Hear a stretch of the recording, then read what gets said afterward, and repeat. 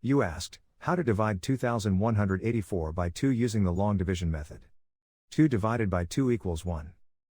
1 times 2 equals 2. 2 minus 2 equals 0. Bring down 1, making 1. 1 divided by 2 equals 0. 0 times 2 equals 0. 1 minus 0 equals 1. Bring down 8, making 18.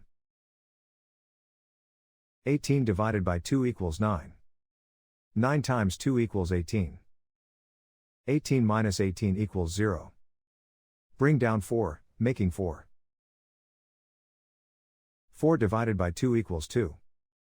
2 times 2 equals 4. 4 minus 4 equals 0.